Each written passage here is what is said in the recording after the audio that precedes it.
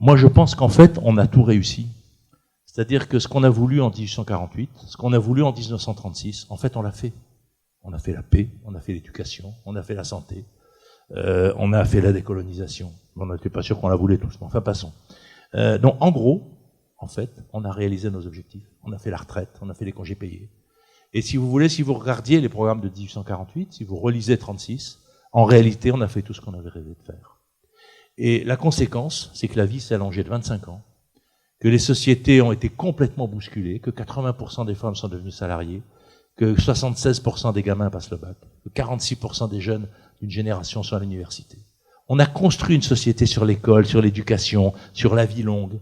Et cette société-là, au lieu de la comprendre, on continue à répéter en disant on a échoué, il faut et on regarde la société comme celle d'hier. Mais non, la société, les gens sont heureux en France.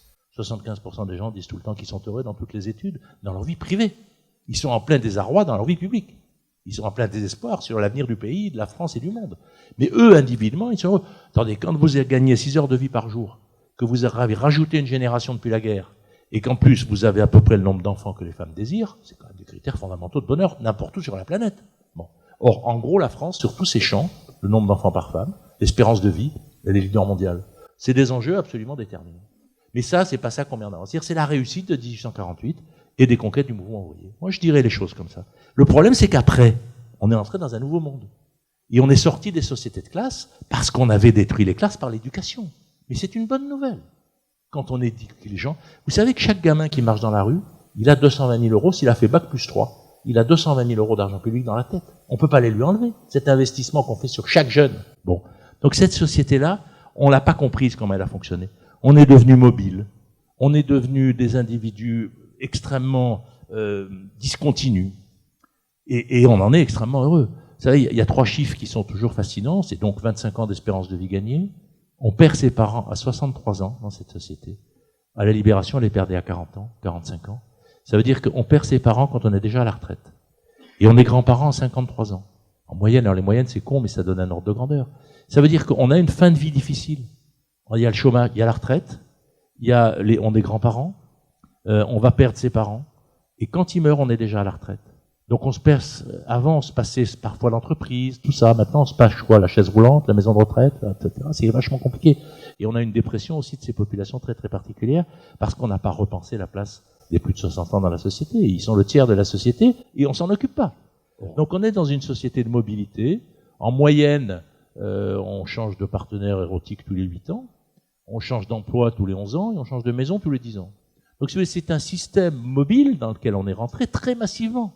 Ça ne veut pas dire qu'on change tous. Grâce à Dieu, celui qui épouse sa voisine et qui est heureux toute sa vie, je ne fais pas du tout la critique. Hein. Je ne fais pas l'éloge d'une société. J'essaye de la comprendre.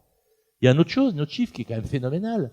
On fait en moyenne 8000 fois l'amour en Europe pour faire 2 enfants, et nos grands-parents faisaient 1000 fois l'amour pour en faire 8. Non mais je veux dire, c'est à vous dire à quel point la vie a changé.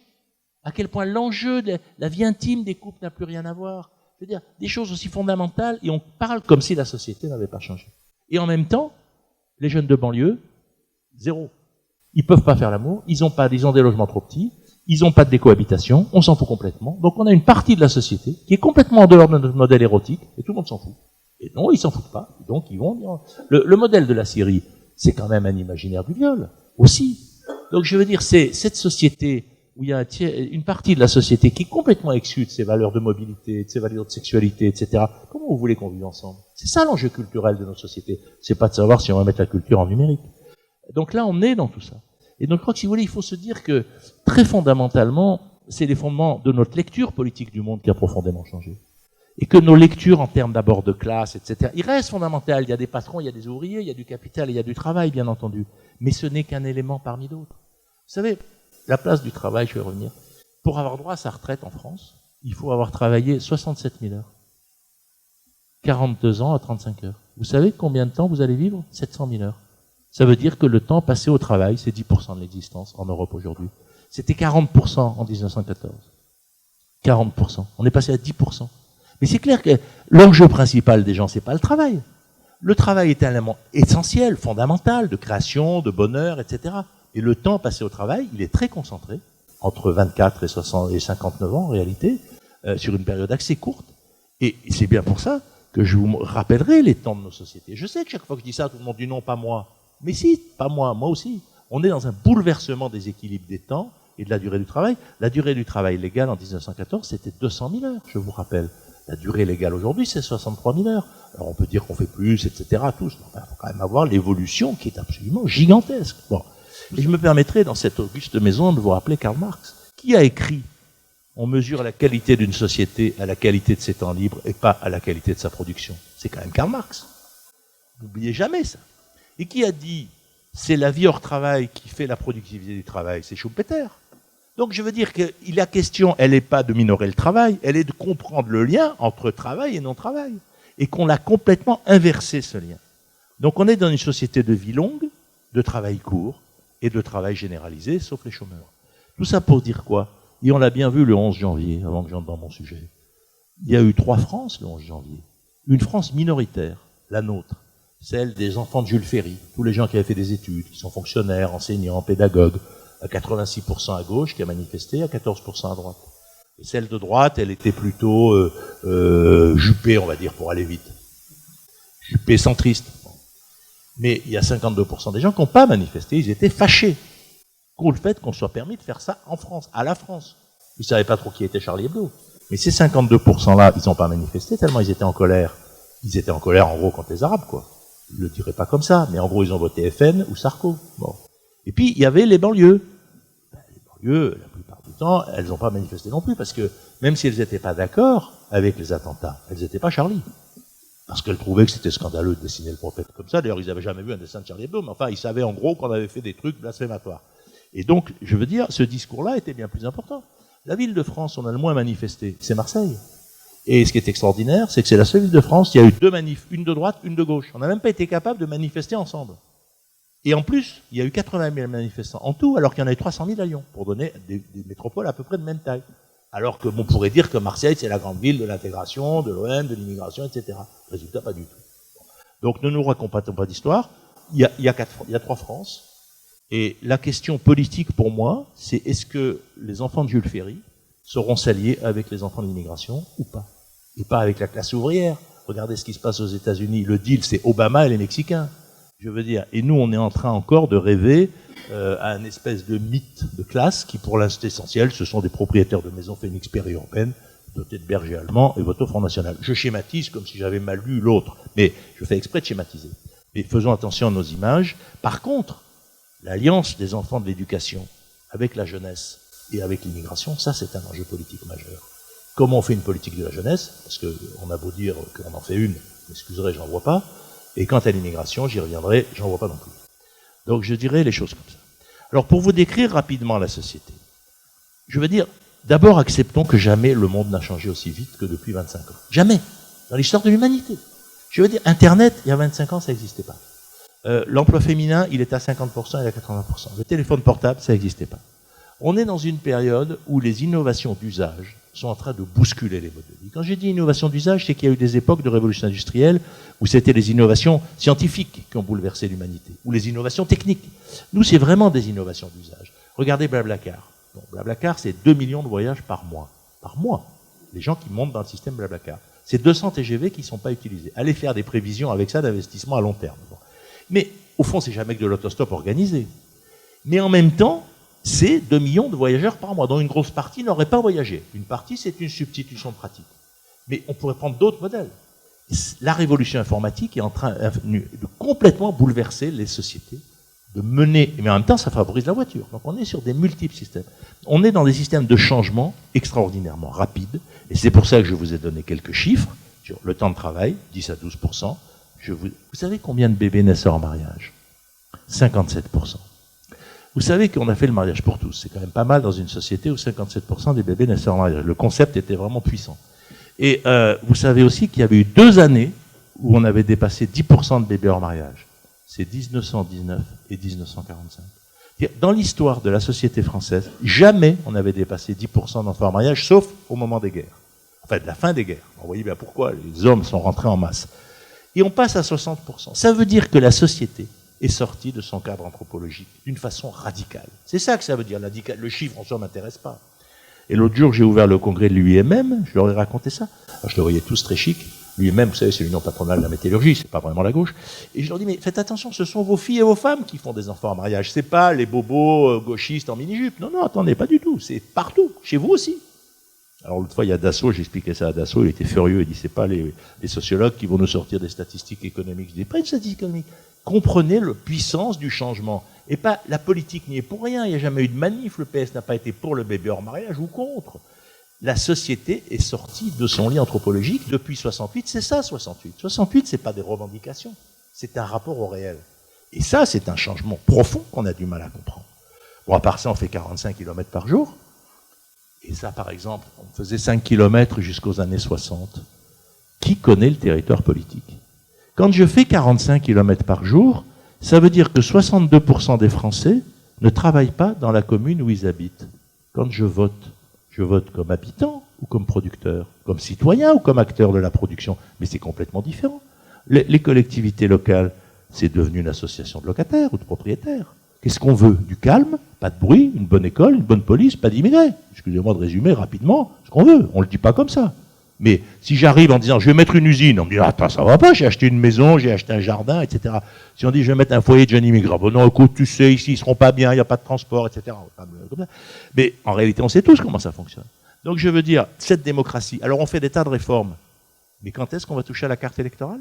Quand est-ce qu'on va réunifier la démocratie du travail et la démocratie de l'habitat? Je rappelle quand même que quand on a donné le droit de vote, c'était d'abord à ceux qui travaillaient. Le droit de vote, d'ailleurs, à l'époque, on interdisait le vote à ceux qui n'avaient pas de revenus. Donc, à quel point c'était pas le fait d'habiter qui donnait le droit de vote, c'était le fait de produire. Et maintenant, on est dans une démocratie, effectivement, d'habitants. Sans compter le poids des retraités, etc. Donc, la population active sur un territoire est largement minoritaire. En plus, comme on a supprimé l'ATP, quand vous êtes élu, vous pouvez effectivement plus augmenter les revenus de votre commune en développant l'économie. Donc, votre intérêt, c'est de ne pas le faire. Évidemment. Et donc, on a créé une absurdité économique qui sont des collectivités locales anti-développement économique. Mais c'est quand même la première fois qu'on a autant d'actifs. On a créé 4,5 millions d'emplois depuis 1980 dans ce pays. En plus des chômeurs, parce qu'il y a de plus en plus d'actifs. Mais est-ce que vous savez, par exemple, que dans les 4,5 millions d'emplois qu'on a créés, il y a 1 million d'hommes et 3,5 millions de femmes. C'est-à-dire que dans nos sociétés, il y a à la fois des problèmes de production, on le voit bien, incontestablement, mais il y a aussi le fait que les femmes, depuis 68, ont massivement le désir de l'indépendance économique et du travail, et que c'est une très bonne nouvelle. Mais qui nous dit que les entreprises ont besoin de ce désir féminin du travail? En fonction de quels critères le désir d'une société de travailler correspondrait à l'intérêt des forces de production? Ça ne se passe dans aucun pays d'Europe. Je m'excuse, aucun. Vous regardez l'Italie. En Italie, vous avez 20 à 22% des femmes cadres mariées qui auront 0 bébé. Si elles veulent rester cadres, elles n'ont plus de bébé. Vous regardez le modèle anglais, vous avez 3 millions de femmes qui font 8 heures par semaine. On dit qu'elles travaillent, c'est bien joli, c'est même le contrat 0 heure, c'est fantastique. Vous regardez l'Allemagne, ils ont fait ce contrat à mi-temps pour 500 €. Ce sont essentiellement des femmes. Donc la question, elle est que, quand une société a des ruptures culturelles considérables, est-ce que c'est aux entreprises de les gérer? Est-ce qu'elles savent? Même, elles ne savent pas. Elles ne savent pas. Donc là, c'est pour ça que les 35 heures est une excellente mesure. C'était une mesure qui avait été pensée par la CFDT pour le partage du travail dans les couples. C'était pas du tout une mesure économique, c'était une mesure féministe. Moi, j'ai travaillé avec Edmond Maire, que j'ai conseillé à un moment. L'idée, c'était bien de donner autant de place aux femmes et aux hommes dans la famille et dans la production. Et on en a fait une mesure pour lutter contre le chômage. Tant mieux si ça a lutté contre le chômage. Mais c'était pas ça l'objectif. Et donc, sur des questions comme ça, si on ne veut pas reparler de ça, les entreprises n'ont aucune raison de trouver correspondre aux désirs des populations à un moment donné par rapport à leurs enjeux culturels. Et si on ne veut pas parler de ça, ben on parle que d'économie, de production, sujet majeur. Si on arrivait à regagner des parts dans la production. Vous savez, en France, il y a 40% des gens qui s'occupent du corps des autres. Éduquer, soigner, divertir. C'est ça la révolution moderne. Il y avait 10% des gens en 1900 qui s'occupaient du corps des autres. Nous, on est passé à 40%. Les pays, à mon avis, où le chômage est faible, ont 50% des gens qui s'occupent du corps des autres, c'est les pays scandinaves. C'est-à-dire que c'est des pays où on a décidé que l'entretien du corps, de 3 mois à la mort, était une activité publique et pas privée. Parce que quand on dit que les femmes ne travaillaient pas, c'est faux, elles s'occupaient des bébés, des malades et des anciens, c'est toujours pareil. Donc si on décide que le soin des corps relève de la sphère publique, on bouleverse les sociétés et on monte à 50% et après il y a des problèmes d'équilibre économique nouveaux. Mais on est passé, il y a 40% des gens déjà qui s'occupent du travail du corps et il y a 30% des gens qui s'occupent de la logistique sociale, le commerce, la politique, la sécurité, pour que tout circule. Il y a 10% qui s'occupent du sol, que ce soit des paysans ou des urbanistes, des gens qui s'occupent de l'espace. Et puis il y en a 20% qui touchent aux choses, 14% qui les fabriquent, et 6% qui les entretiennent. C'est à peu près ça la structure de la société. Donc le progrès, la conquête de parts de production qu'on a perdues, c'est essentiel. On peut gagner 1 ou 2 points dans la production. Donc 200 ou 300 000 emplois, 400 000 emplois. Donc il faut avoir les chiffres dans l'œil. Si on ne regarde pas la société, toute la journée on vous parle d'emploi de production. C'est très bien. Et dès qu'on parle à la télé de chômage, on met une photo d'usine. C'est un vrai problème. Attendez, je suis conscient du chômage ouvrier. Enfin, par rapport au chômage, c'est pas le chômage principal. C'est un chômage très problématique parce que c'est un chômage masculin. Donc il est d'autant plus insupportable parce que nos sociétés ont démocratisé le travail féminin, mais on a encore l'idée, en gros, que dans un ménage, le travail de la femme est un complément. Plus ou moins, même si c'est une idée qui heureusement recule. Mais c'est normal, c'est une idée historique, donc bon, voilà. Si vous voulez, Jean Fourastier, vous savez, l'économiste de Gaulle, disait « on entre dans la civilisation des vies complètes ». J'aime beaucoup cette expression. Et ce qui est en train de se passer maintenant, c'est que si vous voulez, on n'avait jamais manifesté pour vivre longtemps. On a allongé la vie par hasard, au fond. On a voulu l'éducation, on a voulu la santé, on a voulu... Donc il y a eu des conséquences. Le fait que les bébés et les femmes ne mourraient plus en couche, etc. Mais maintenant, vivre longtemps, ça va devenir un objectif politique. Ça va tout changer. On est en train de récupérer des pièces en Afrique ou ailleurs, sur nos corps, etc., etc. On est dans une logique la vie longue va devenir l'objectif des sociétés. Et ça va être terrible parce que les riches sont mieux dotés que les autres pour vivre longtemps, bien évidemment. Notamment parce qu'ils peuvent acheter des pièces sur le marché de l'occasion. Pas de l'occasion ou du quasi-neuf. Bon, l'occasion étant parfois un peu douteux. Bon, donc on est là-dedans. Mais l'élément central que je veux que vous reteniez, c'est que plus la vie est longue, plus je la vis par phase discontinue. Par phase courte. Parce que plus la vie est longue, plus vous pouvez toujours retenter votre chance. Et si vous voulez, ça, c'est une donnée fondamentale des sociétés modernes. C'est que plus la vie s'allonge, et elle va encore s'allonger 200 000 heures, sauf catastrophe, il peut y avoir des catastrophes écologiques et tout, je ne suis pas prévisionniste. Mais actuellement, on est sur l'hypothèse que nos enfants vivront 100 000 heures de plus que nous.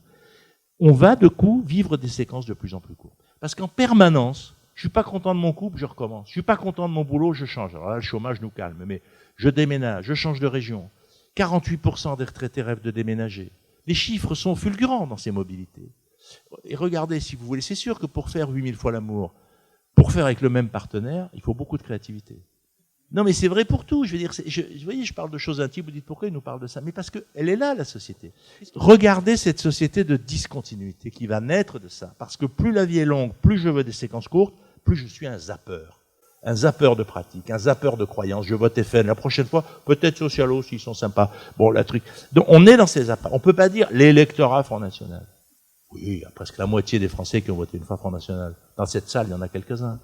Et du coup, avant, on avait une vie par étapes. Le but, c'était de franchir l'étape suivante. Les études, l'armée, le métier, le mariage, la période d'intensité sexuelle, les enfants, la retraite. Et comme on disait dans les années 50, quand le fils s'assied au bout de la table, le père peut mourir. C'était le modèle dans les campagnes. Nous, on vit des aventures. Un enterrement aujourd'hui, il faudra quelqu'un qui vienne raconter ma vie, parce qu'il n'y a personne qui m'a connu à gauche, ici, à Paris, à Marseille, au Japon, enfin, etc. Donc il faut qu'il y ait des gens qui viennent aux enterrements raconter la vie de celui qu'on enterre, pour reconstruire sa vie. Et on l'a enterré partout. Avant, c'était pas la peine. Tout le monde le connaissait. Il suffisait que le curé fasse son discours, ou le franc-mac, enfin, un service régulier.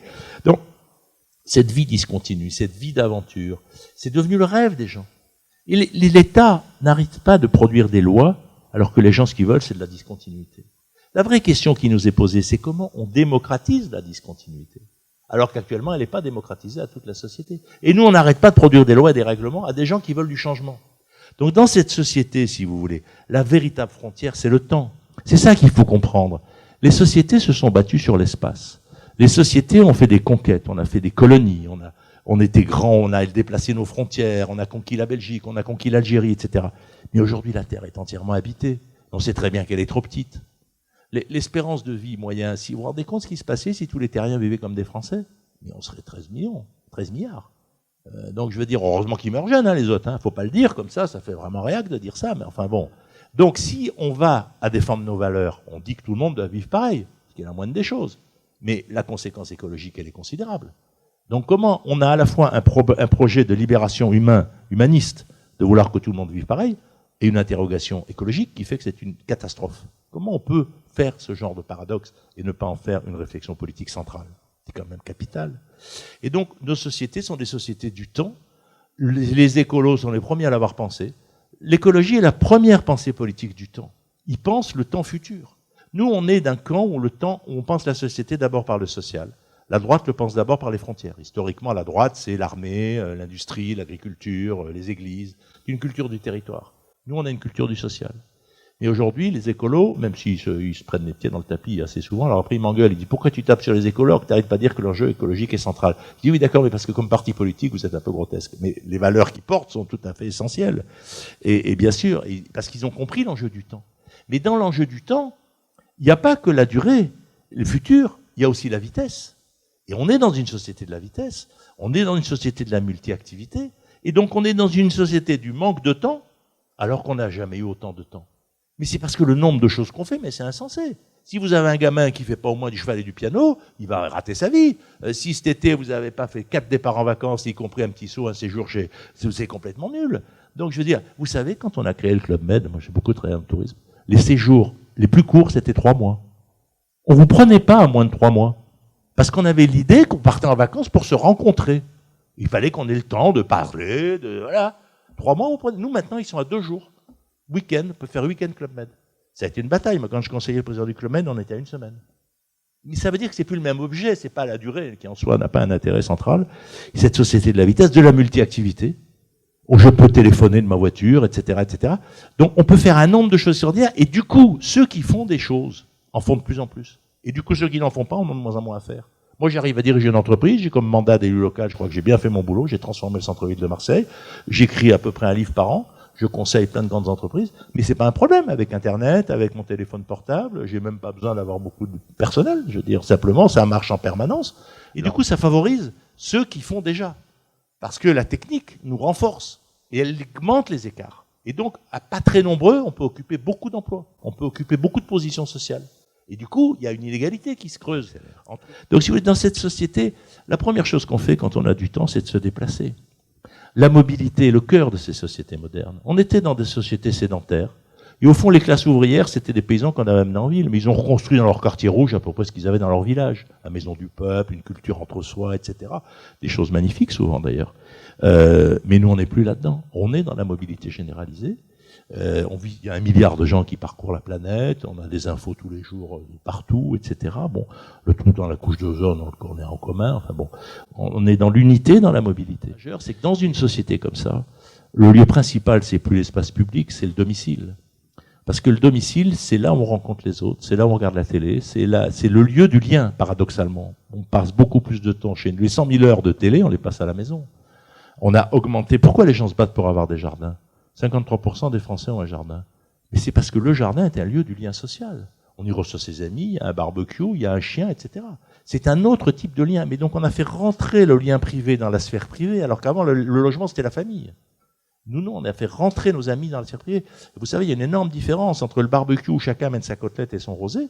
Ça, c'est du lien social souple. Et puis la daube avec la belle-mère, où on montre à la belle-mère qu'on est meilleur qu'elle pour la daube, ça c'est la fille et la belle-mère, on est toujours dans les traditions de la transmission. Mais les deux se passent dans le même territoire. Alors qu'avant, il y avait l'espace public. C'est quoi l'espace qu'il y a autour des HLM, au bas des tours ? Vous savez en faire quelque chose, vous, de cet espace égoïste ? Ce qui m'intéresse dans cette société-là, si vous voulez, pour vous, c'est comment on fait de la politique dans ce territoire. Parce que la grande question, c'est que avant, au fond, il y avait des grands camps politiques qui étaient l'émanation des grands camps du travail. Et aujourd'hui, on est multi-appartenants. Parce que la mobilité, parce que le temps libre, etc. Donc un jour, je peux être très actif en tant que défendant mes intérêts de skieur. Un autre jour, ça va être mes intérêts d'homosexuel. Un troisième jour, c'est mes intérêts de breton. Un quatrième jour, c'est mes intérêts de fonctionnaire. Et ainsi de suite. Mais tout ne va pas se croiser. Il y a des fonctionnaires qui ne sont pas homosexuels, il y a etc., etc. Et donc, du coup, je ne vais pas être... Qu'est-ce que ça veut dire, un parti politique ? Il rassemble quoi, en réalité, dans ce type de société ? Et ça, c'est très compliqué. Parce que du coup, la politique ne s'intéresse qu'à une partie de nos fondamentaux. De temps en temps, elle fait une incursion, comme le mariage homosexuel. Mais sinon, c'est la première fois qu'on n'a pas de ministre des vacances et du temps libre quand la gauche est au pouvoir depuis 1936. Or, c'est quand même extraordinaire, parce que plus on a de temps libre, y compris la question du temps libre des retraités, parce que elle est essentielle, cette question. On fait quoi du temps libre des retraités ? Les retraités, on les installe où dans la ville ? Est-ce qu'on va continuer longtemps, leur acheter des vieux châteaux autour des villes et à les mettre là où il n'y a personne ? Et puis quand ils sortent après avoir mangé un gâteau pas toujours bien cuit, tout ce qu'ils voient, c'est quelques rossignols. C'est-à-dire, est-ce qu'un vieux, il n'a pas d'abord envie de voir des gens dans la rue, de regarder par la fenêtre? On pourrait penser la personne âgée au centre de la ville, par exemple. Un modèle complètement différent d'intégration, plutôt que d'aller le mettre dans le périurbain rural. Bon, c'est vrai qu'il nous reste pas mal de vieux châteaux, mais quand même.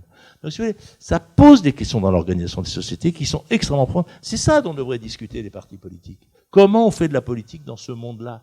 Comment on essaye de faire de la politique dans ce monde-là? Et du coup, qu'est-ce qu'on fait? Comme on ne sait pas, on fait plus que de l'économisme. D'ailleurs, on vous parle que de ça.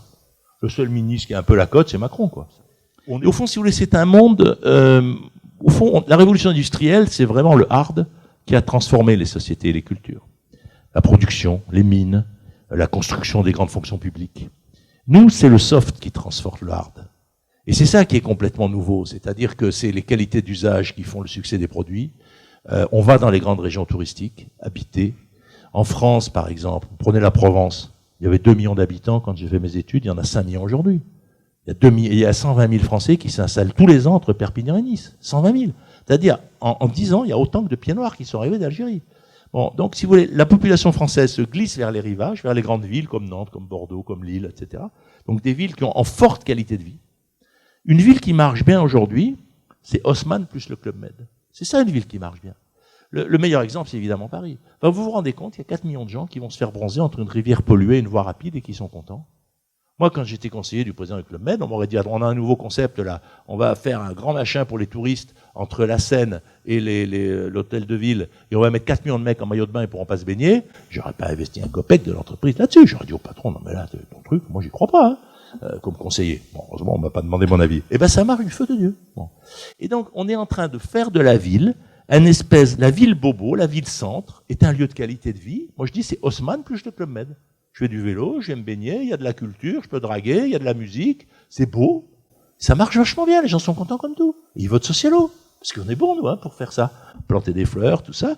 Et le problème qu'on a, c'est qu'est-ce qu'on fait dans les quartiers populaires et qu'est-ce qu'on fait dans le périurbain. Là, on ne sait pas faire Haussmann plus le Club Med. Parce que soit on n'a pas Haussmann, et soit on n'a que des individus repliés. Le périurbain, c'est des individus enfermés dans leur maison avec des grillages. Hein. Puis ils partent en bagnole. Donc je dis, où il est le lien social? Comment on construit du lien dans ce territoire? Quelle est notre pensée politique du village? On n'en a pas. Ou quand on en a une, c'est dans nos territoires ruraux, c'est d'essayer de maintenir les familles rurales en place pour qu'ils restent socialos encore un petit moment. Donc on fait élire le fils pour essayer de garder le mandat, mais sinon on n'en a pas. On n'a pas une réflexion sur le périurbain profond en termes politiques. On peut mesurer leur vote Front National. Mais ce qu'on n'a pas mesuré, c'est notre incapacité à produire un modèle. Quand vous avez, par exemple, près d'Aix, cette ville qui a failli passer au Front National, vous avez un vieux maire communiste adorable qui fait un musée de la mine. Il dit, j'aime pas. Sauf que quand il avait une mine, il y avait 2000 habitants. Maintenant, il y en a 15 000. Les 13 000 autres qui sont venus à la mine, ils savent même pas où elle était. L'idée qu'on va faire un musée de la mine, il dit, attends, regarde, moi, je voudrais qu'on garde mes gamins, je voudrais assurer la sécurité de ma voiture dans la journée, et comment je fais pour aller travailler à Marseille? Voilà. Donc, on est dans cette société-là. Il faut donc qu'on repente ça, qu'on comprenne que les normes et les valeurs viennent essentiellement du temps libre. C'est ça aussi qui est un changement profond. Parce que les normes et les valeurs venaient du monde du travail masculin. Et parce que les femmes n'étaient que très peu salariées. Et en 30 ans, les normes et les valeurs, elles viennent du temps libre. Les rencontres souples, regardez le vêtement. Regardez Paris en hiver, ces jeunes filles en short. C'est fantastique. Enfin, c'est totalement absurde, vous m'excuserez. C'est un objet d'été sur les plages. Ça n'a jamais été prévu pour le froid de la ville. Si, on peut s'adapter. Pourquoi? Parce que c'est l'imaginaire du Club Med qu'on met dans la ville. Et c'est vrai pour les modes de rencontre, c'est vrai. Donc on est dans une société où les valeurs du temps libre nous déterminent les valeurs de la société, les façons d'habiter, les façons de consommer, les villes attractives, les territoires du développement. Donc tout ça, il faut le regarder tranquillement et transformer notre regard sur la société. Comprendre que nous sommes tous des urbains, même à la campagne. C'est-à-dire que nous vivons tous dans l'aléatoire. Nous vivons tous dans le fait qu'on est là, mais qu'on pourrait être ailleurs. Et donc un rural, c'est quelqu'un qui est toujours là depuis très longtemps. Mais aujourd'hui, nous sommes, au fond, la ville est partout. Moi, je parle de ville-nuage. Je dis, la ville est un immense nuage. Mais il faut casser nos images, quoi. Bon. Et c'est-à-dire, il faut regarder le réel. Il faut recommencer à aller regarder le réel. Il faut regarder les chiffres. Il faut regarder les enquêtes d'opinion. Vous savez, la France, c'est pas le modèle du socialo en scénique avec ses 2 gamins. Ça, c'est un groupe social très particulier. Mais la France, c'est pas comme ça. Il y a des tas de gens qui n'ont pas de bagnole, il y a des gens qui n'ont pas de scénique, il y a des gens qui n'ont pas 2 enfants. Et c'est cette diversité qui est passionnante. Mais la politique a énormément standardisé nos lectures. Et là-dedans, je voudrais faire une petite parenthèse sur le travail. Parce que si vous voulez, nous, on a tout investi sur l'école. On est les enfants de Jules Ferry, c'est une excellente chose. Mais le travail doit être profondément repensé parce qu'il n'est plus le seul lien au social. C'est une de mes appartenances, mais c'est pas la seule appartenance. Elle est essentielle. Mais est-ce que c'est plus important d'être un homme et une femme ou d'avoir un travail ou son métier? Qu'est-ce qui est premier dans la définition de mon identité personnelle? Mon métier, mon genre, mes pratiques sexuelles, mon lieu d'origine, ma religion. Et donc, du coup, il se passe une chose très curieuse, c'est que toutes les appartenances du temps libre remontent dans la sphère publique. Le religieux, le sexe, le genre. Et donc, on disait, mais attendez, on avait mis ça dans la sphère privée, on avait dit aux gens, mais attendez, ça nous regarde pas, on ne veut plus en entendre parler. Mais c'est plus possible, puisque l'appartenance de travail n'est qu'une de mes appartenances, donc les autres se remettent à exister, à côté. Et donc l'histoire qu'on s'était racontée, nous, à gauche, c'est-à-dire, attendez, il y a eu les églises, puis après il y a eu la gauche, puis après on a fait l'espace laïque, ce qui est une excellente nouvelle, mais on a confondu dans l'espace laïque, les institutions publiques qui sont laïques, mais l'espace de la rue, c'est un espace public, donc dessus je peux défiler avec un voile sur la tête ou un gay pride, c'est pas gênant, ça c'est de l'espace public, il est ouvert à tout le monde. Mais n'empêche que nous on l'a pas trop perçu comme ça. Et donc cette question de l'organisation du travail, du poids du travail est un enjeu essentiel. Et donc si vous voulez, c'est là où tout a changé. Alors du coup dans cette société, les gens sont heureux, à titre individuel, amical, ils le disent tout le temps, ils sont plus heureux quand ils sont plus aisés, les Allemands sont un peu plus heureux que nous, les gens au-dessus de 5 000 euros sont plus heureux que les gens en dessous de 5 000 euros, alors plus on descend, plus évidemment ça c'est nul, mais il y a des pauvres très heureux. Des études d'opinion, le taux de pratique sexuelle des chômeurs est supérieur à celle des actifs, par exemple. Non, mais on dirait que tout s'effondre en même temps dans la vie, mais heureusement que non. Moi, je lis les études d'opinion, c'est un mec comme moi, c'est un mec qui passe son temps à lire des sondages. Et j'en reçois 2-3 par jour, même 4, 5, 6, tous les instituts me les envoient, on les bascule. Ça donne des informations discutables chacune, parce que chaque sondage pourrait être discuté, contesté. Mais il faut entendre le bruit général, pas chacun, chaque chiffre, même les chiffres que je vous donne sont très discutables, mais ils marquent quelque chose. Retenez quand même que c'est une société du bonheur privé et du malheur public, et que je pense que la politique, pour reprendre un lien avec les gens, il faut arrêter de leur dire qu'ils sont malheureux. Il faut leur dire que la France ne sait pas où elle va, il faut leur dire des choses comme ça. Mais renvoyer tout le monde au fait que la vie s'effondre, les gens, ils se reconnaissent pas là-dedans. Et je crois que c'est pas une bonne idée. Mais par contre, effectivement, on n'a plus de commun. On avait du collectif, on est passé à de l'individuel, et à de la mobilité, et à de la liberté, mais on n'a plus de commun. Et donc la question, c'est comment on va réinventer du commun. C'est-à-dire comment on va reprendre, raconter une nouvelle histoire, faire ce qu'on a fait en 1848, se donner des objectifs et des chemins. Parce que l'objectif, on l'atteint jamais, mais c'est pas grave. Ça détermine un chemin, des engagements, du militantisme, donc du lien. Ce qui compte, c'est le lien. Bon. Nous, comment on va faire du commun? Comment on va dire que la nouvelle aventure de l'homme, c'est la réunification de l'humanité? C'est une aventure extraordinaire. L'humanité a mis des milliers d'années à conquérir la planète, après elle s'est reconquise elle-même en se massacrant. Et puis nous, définitivement, on vivra ensemble. Et définitivement, la question qui nous est posée, c'est comment je défends mon identité quand elle est mélangée aux identités des autres. Vous savez, moi je dis souvent à mes étudiants, pourquoi tu prends pas des nems avant un cassoulet? Ils me disent, ouais, on va pas manger des nems avant un cassoulet. C'est sûr. Mais pourquoi? C'est évident, vous me direz. C'est la même question. C'est-à-dire comment on peut être avant, comment on mélange les cultures sans les mélanger? Comment on peut vivre ensemble sans mélanger? Pourquoi à Paris, 55% des restos sont des restos étrangers? Justement, parce que vous allez manger thaï, vous allez manger algérien, vous allez manger marocain, c'est justement, vous sortez. Bon. Mais on n'a pas envie d'un mec qui mélange toutes les cuisines. Bon. C'est la même chose, la question qui nous est posée. C'est que vivre ensemble, l'humanité réunifiée, c'est comment je suis moi au milieu des autres.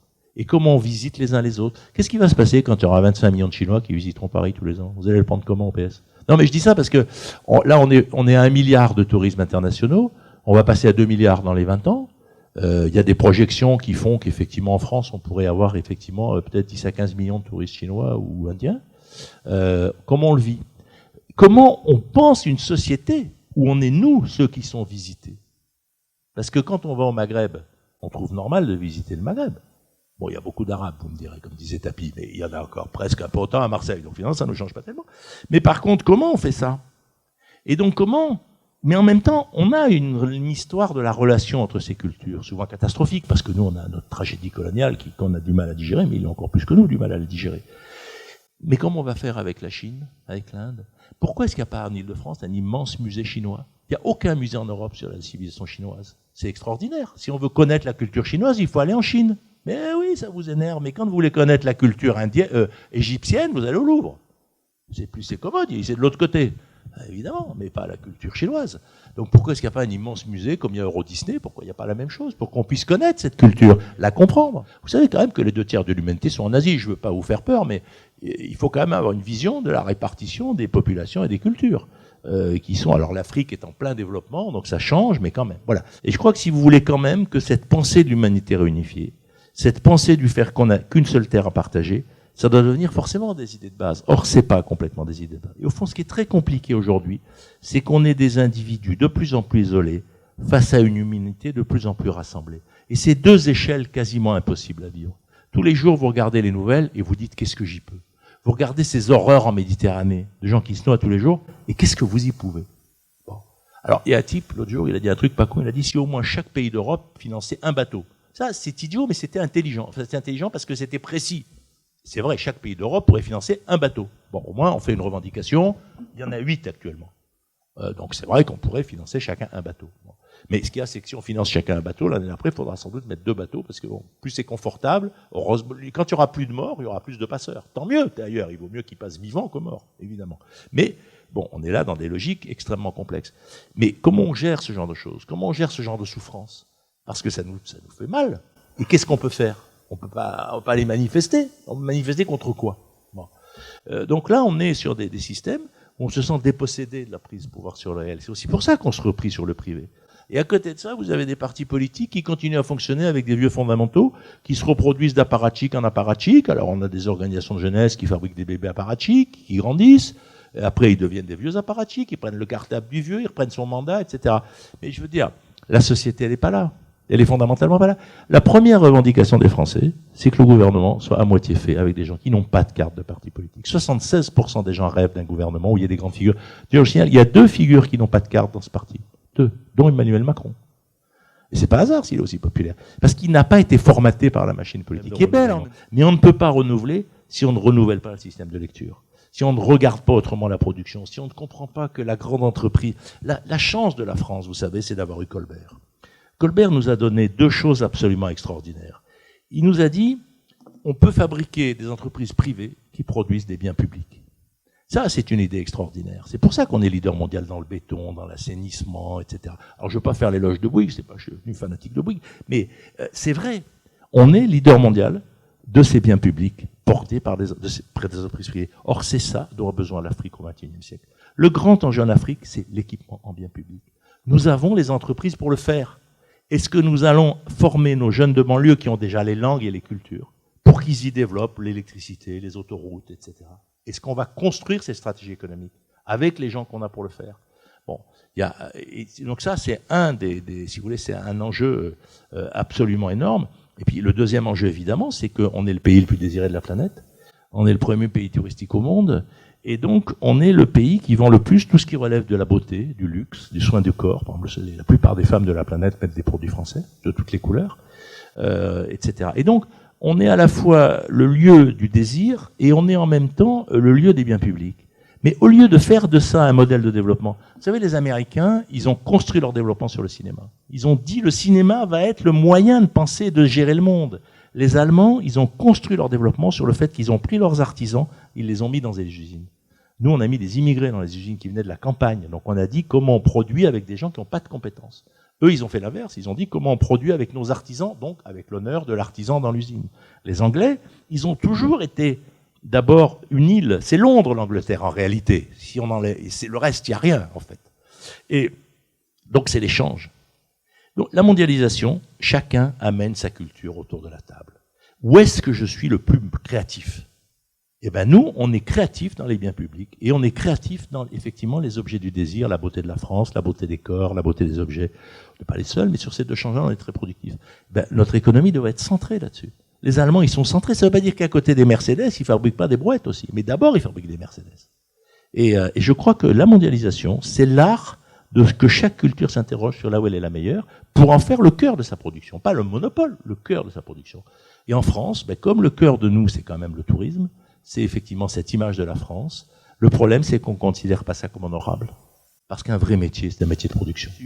Le problème de la France, c'est d'aimer ce que la façon dont les autres nous voient. Et d'arrêter de nous regarder avec un œil complètement décalé du réel, notamment pour les grandes sphères de production. si vous voulez, moi j'adorais les voitures à vivre de Renault. Pour moi, c'était un concept génial, parce qu'il était dans l'image de la France. Le pays est un pays de l'art de vivre. Et Carlos Ghosn a cassé ce slogan que j'aimais beaucoup. Et donc, si vous voulez, je pense que les objets techniques, c'est pas par hasard. Si quand vous êtes leader du tourisme, vous êtes leader des trains et des avions, hein, parce que 60% des passagers d'Air France, c'est des touristes. Faut pas rêver. Je veux dire que tous nos objets techniques sont complètement dans la chaîne de production du secteur économique central. Et donc, là, je pense, si vous voulez, qu'il faut s'interroger là-dessus, se regarder dans l'œil de l'autre et se dire, les Américains ont instrumentalisé le cinéma. Comment on pourrait instrumentaliser davantage d'être le premier pays touristique au monde?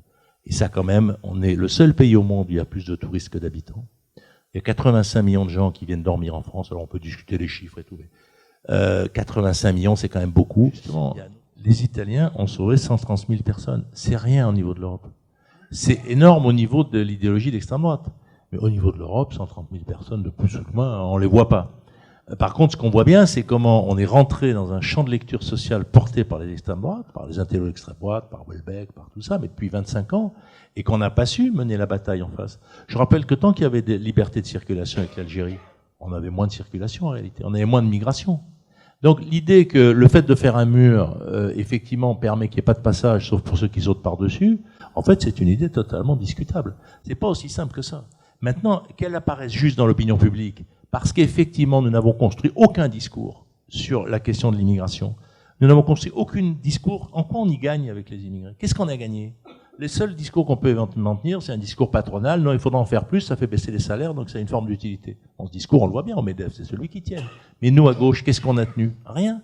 Est-ce qu'on a construit notre axe politique, que je disais au début, entre les enfants de Jules Ferry et les arrivants, les jeunes, les femmes salariées et les immigrés? Pas du tout. Est-ce qu'on a eu un projet pour nos banlieues? Pas du tout. On répète comme toute la journée que la politique des quartiers est un échec. Mais c'est faux. C'est faux. Je veux dire, la politique des quartiers marche très bien. 50% des gens dont un parent est né à l'étranger sont propriétaires. Ils ont un taux de propriété quasiment le même que les autres Français. Donc je veux dire simplement, il se trouve que dans ces quartiers, il y en a qui partent et qui se diffusent dans la société, dont on ne parle plus, et puis il y en a qui restent, il y en a qui arrivent. Et donc effectivement, les quartiers, ce qu'on appelle les quartiers, sont les sas des vies urbaines. Mais dans tous les pays d'Europe, on considère ça comme ça. On n'a aucun dans nos pays d'Europe, on n'arrête pas de dire que la politique qu'on mène échoue. Les travaux d'Urkenbaum, les travaux de Hazen, enfin, il y a plein de chercheurs, Zazouli, etc., te disent là, exactement l'inverse. Mais la gauche continue à répéter ça. Alors après, le fait qu'il y ait des populations pauvres, qu'il faille mieux les aider, qu'il faille mieux les structurer, qu'il faille arrêter de mettre les enseignants sans formation dans les banlieues, qu'il faille effectivement décider que c'est là qu'on met nos meilleurs enseignants, donc les rendre volontaires. Il ne faut pas tout le temps les payer, les gens. L'autre jour, je disais ça à la ministre, et avec Cohn-Bendit, on s'est amusé, il a fait un mail, Gabi Cohn-Bendit, il a fait un mail pour dire, moi je cherche 300 enseignants volontaires pour aller dans les quartiers les plus pourris de France. Il a eu 300 réponses dans la journée. Parce que, mais des gens qui ont envie que leur vie d'enseignant ait un sens, qui se voient au milieu d'une équipe de volontaires, et qu'ils aient un challenge dans des quartiers extrêmement difficiles, que ce soit à Marseille, je veux dire, il y en a plein. Mais et que les parents, ils auront une fierté à se dire qu'ils ont des enseignants qui ont choisi de s'occuper de leurs gamins. Alors qu'actuellement, c'est putain, j'ai pris Seine-Denis, je ne sors pas. C'est ça, les parents. Mes gamins, on met des gens qui ne veulent pas venir. Non, et surtout ça, je pense qu'on n'a pas amené le combat idéologique, je suis désolé de le dire. Et qu'effectivement, en gros, on lit la société avec la lecture que nous en a fournie l'extrême droite depuis 25 ans. Et donc, à un moment, on voit, moi aussi, je vois la société comme ça. Il y a 25 ans, dans une salle, je ne me demandais pas d'où venaient les gens. Maintenant, je me le demande. Je regarde le public, je me dis, bon, à peu près, bon, voilà. C'est-à-dire qu'on a cette lecture différentialiste au niveau physique, on l'a tous dans l'œil. Bon. Et donc là, on a une vraie bataille à mener. Moi, je pense, par exemple, que la décohabitation des générations dans les quartiers populaires, c'est central. C'est ce que j'ai dit au début, c'est ce qu'a fait Pisani avec l'agriculture. Pourquoi on ne sait pas faire cette décohabitation dans les quartiers? Je pense effectivement que dans ces quartiers, on est passé de 1 million à 2 millions de Français qui vivent à l'étranger. Moi, je pense qu'il faut se fixer l'objectif de 3 millions pour avoir un taux à peu près comparable à la Belgique, à l'Allemagne et à l'Angleterre. Les grands pays de la mondialisation sont des pays qui ont des grandes diasporas. Ça ne veut pas dire qu'ils ne reviennent pas. Après, on les fait revenir. Nous, on est là à pleurer, encore un Européen l'autre jour. Ouais, mais il y a 1 million de Français qui ont quitté la France. Attendez, mais c'est normal. Il y en a qui partent et il y en a qui reviennent. C'est quoi cette idée que si votre gamin il part à Londres, il est perdu, puis il est quasiment là enterré? C'est complètement ridicule. Et donc, cette vision du monde où il ne faudrait pas sortir de France. Mais qui le dit? Alors, le président de la République le dit. Plusieurs fois, il a dit d'ailleurs dans ses conférences, mais non, mais c'est très bien qu'il y ait 1 million de plus. Et puis s'il y en avait 3 millions, ça serait pareil. Mais les Allemands, comme ils ont fait depuis longtemps, et les Anglais, combien d'Anglais dans le monde partout? Donc, essayons, nous, de porter ces valeurs de la mobilité dans la mondialisation. Essayons de se dire que les 40 000 jeunes qui parlent arabe à Marseille, c'est avec eux qu'on peut structurer les entreprises pour construire les bois en Afrique. Mais est-ce qu'on s'occupe d'abord de les valoriser parce qu'ils parlent arabe? Alors qu'ils parlent arabe. Tu pourrais pas parler anglais? Non, ils parlent arabe. Bon, donc ils ont des savoirs, ils ont des traditions, on les utilise pas. Mais je dis à Marseille, mais c'est vrai pour les Maliens, etc. Comprenons que nous avons des diasporas qui ont des objectifs différents. Les Maliens, ils ont un rapport avec le Mali, les Kabyles, ils ont un rapport avec la Kabylie. Il y en a qui arrivent, il y en a qui partent, il y en a plus qui arrivent, évidemment. Ils vont être 1,5 milliard en face. Nous, on est 450 millions. Donc c'est normal que le flux soit plutôt dans ce sens-là. Je vous rappelle qu'au 19e, le flux était dans l'autre sens. Je jure pour vous rappeler que les flux s'inversent dans toutes les situations. Et puis qu'il y a peut-être des moments, il faut dire aux gens, maintenant là, c'est limite. Moi, j'aime bien le maire de Rotterdam. Quand il dit, écoutez, si ça vous plaît pas de vivre en France, en Europe avec nos cultures, ben, vous avez qu'à retourner en Afrique. Hein, c'est pas interdit non plus. Les voyages, moi je suis né à Metz, je suis pas obligé d'y habiter, j'habite à Marseille. Bon, le mec qui est né à Marseille, il peut aussi bien vivre à Alger qu'à Paris. Donc je veux dire, il faut un peu arrêter là. C'est ça les sociétés de mobilité. Mais je pense qu'il y a différentes façons de s'intégrer dans une société. Les études, c'est un modèle d'intégration. L'emploi, c'est un modèle d'intégration. Je pense que la vie en couple, c'est aussi un modèle d'intégration. Et qu'il n'y a pas un modèle d'intégration. Et que à un moment, dans nos sociétés, quand on se met en couple, y compris, quand vous regardez les jeunes de la Marche des Beurs, j'ai publié l'année dernière un des livres qui a été fait par le leader de Toumi, le leader de la Marche des Beurs dans la maison d'édition. En gros, les leaders de la Marche des Beurs, ils ont des familles et du travail. Alors, des boulots pas terribles, etc., bien sûr. Mais, si vous voulez, les générations avancent. Avec violence, avec souffrance, plus dans des milieux que dans d'autres. Mais la vie se construit parce qu'à un moment, on est en couple, et à un moment, on a envie d'avoir un enfant, puis à un moment, on se dit, bon, je vais quand même prendre un boulot dégueulasse, mais moi, j'aurai le SMIC, etc. Et on le fait souvent contraint, j'en fais pas l'éloge, mais je veux dire, comprenons les processus dans les sociétés. Voilà. Et quand, par exemple, je dis, la question du chômage, c'est autant une question économique que culturelle, ça dérange. Mais est-ce que c'est pas aussi ça qu'il faut se demander? Donc, comment on absorbe du temps? Ça peut être en inventant les années sabbatiques, c'est ce qu'on avait essayé de faire avec les 35 heures. Les Hollandais, par exemple, ont fait quelque chose que je trouve très innovant. J'arrive pas à comprendre pourquoi ça progresse pas. C'est le contrat à durée variable. Sur le seul choix du salarié, qui n'est pas une négociation. Vous avez un contrat plein temps qui fait de 25 heures à 39 heures. Et vous pouvez décider de passer à 30 heures, etc., le mois suivant. Et c'est très curieux parce que ça marche, vous voyez. Il y a 16% des hommes à temps partiel. Parce qu'il y a peut-être des mois où vous êtes prêt à perdre un peu d'argent, parce qu'en échange, vous avez un autre projet, parce que j'en sais rien, moi, vous avez envie de réparer votre bagnole, de repeindre votre cuisine, enfin bon. Et donc, cette idée de contrat souple, en Hollande, ça marche pas mal. Alors, c'est la Hollande, c'est la culture hollandaise, etc. Je ne généralise pas. Je dis, soyons au moins curieux de ce que font les autres. Essayons de comprendre que l'absorption du temps de chômage, il faut arriver à y arriver par l'économie, mais aussi par d'autres innovations. Et que sinon, on n'y arrivera pas. Et que moi, vous savez, on a pris l'habitude de vivre avec le chômage. Et ça, c'est une chose qui ne peut pas continuer comme ça. Et il suffit pas de dire les entreprises doivent créer 5 millions d'emplois. Ça serait génial. Mais ça marche pas comme ça. Et bon, donc si vous voulez là-dessus, je dis simplement ça. S'il y a des gens qui sont pas d'accord avec moi là-dessus, ça peut être tout à fait légitime. Mais je pense que les exemples autour de nous, le taux de chômage des femmes dans les pays scandinaves est inférieur au taux de chômage des hommes. C'est quand même intéressant de regarder, de se demander pourquoi. Je veux dire, en soi. Et notamment parce qu'ils ont socialisé l'entretien des corps et qu'ils ont considéré qu'une maman qui savait s'occuper d'un bébé pouvait travailler dans une crèche sans faire 6 ans d'études. Et que donc, effectivement, il y avait des savoirs empiriques, il fallait tester les comportements, etc., mais que ces savoirs empiriques avaient de la légitimité à être réutilisés sur le marché du travail. Ce qui n'est pas forcément idiot. Moi, ma jeune fille qui s'occupait de mes enfants était refusée dans une crèche parce qu'elle faisait des fautes d'orthographe. Ça m'a un peu fait sursauter. Mais en même temps, je comprends le créneau, mais elle était géniale avec mes gamins, donc bon. Voilà. Donc là-dessus, il faut qu'on discute. Même si effectivement certains d'entre vous me trouvent un peu radical, je suis un peu radical. La gauche est en train de mourir. Je suis absolument désolé. Les gens sont rentrés dans une sphère d'abstention. La jeunesse est extrêmement loin de la politique. Et les 3 utopies dans cette société, c'est le Front National, c'est les zadistes et c'est la Libye. Enfin la Libye, la Syrie. Et je veux dire, faisons attention. C'est quoi les autres utopies positives dans la jeunesse? Il n'y en a pas beaucoup. Et l'utopie de gauche, qui était une utopie de solidarité, de transformation, etc., en a pris un coup extrêmement grave sur le nez. C'est pas simplement que les gens s'abstiennent, c'est pas simplement qu'on perd les élections. Je veux dire, les élections, on les gagne, on les perd. Bon, c'est pas ça. C'est le fait que les gens rejettent la politique, c'est qu'ils ont plus confiance. Vous pouvez faire ce que vous voulez. On est très très loin, et pas qu'en France. Ne regardez pas que la France. Vous savez, la France est le pays le plus pessimiste au monde. Alors vous me dites, c'est la télé, c'est la radio. Mais visitez les autres pays. Pourquoi on est le pays le plus pessimiste d'Europe? Pourquoi on est le pays le plus pessimiste de la planète? C'est pas notre télé. Oui, vous avez raison ce que vous dites sur les médias, la télé instantanée. Oui, mais c'est vrai partout. Le problème, c'est pourquoi chez nous, ça, pessimisme est beaucoup plus fort.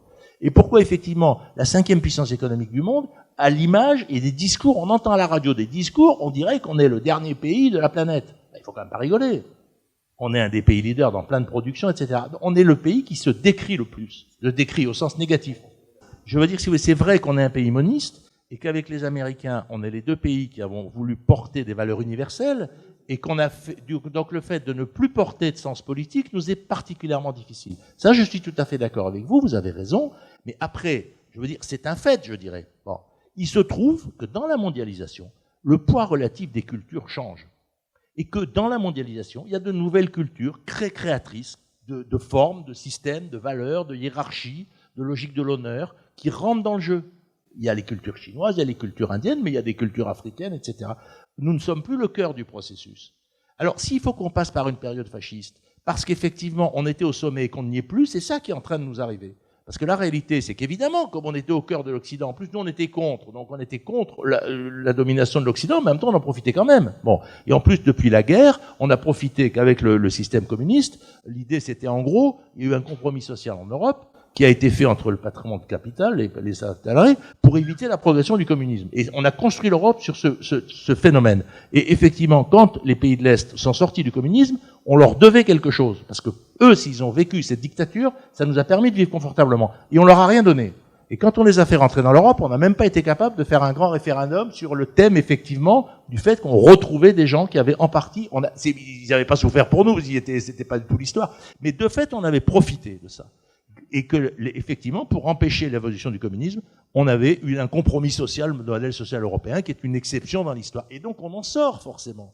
Et en plus, on en sort, il y a la financiarisation de la planète, qui est une calamité qu'on arrive mal à conjurer. Je crois que là-dessus, on sera tous à peu près d'accord. Mais il faut comprendre les processus historiques. Et c'est vrai que, du coup, ce qui faisait notre bien-être européen relatif, on l'a en partie perdu, parce qu'effectivement, le risque du communisme, il n'y en a plus. Donc, c'est quoi les nouveaux rapports de force sur lesquels on travaille ? Et je veux dire, et sur lesquels il y a de l'espérance de fonctionner, comment ces choses peuvent être pensées, moi c'est ça que j'essaye de faire. Mais après, effectivement, on peut vouloir que le monde n'ait pas changé. Mais malheureusement, il a changé.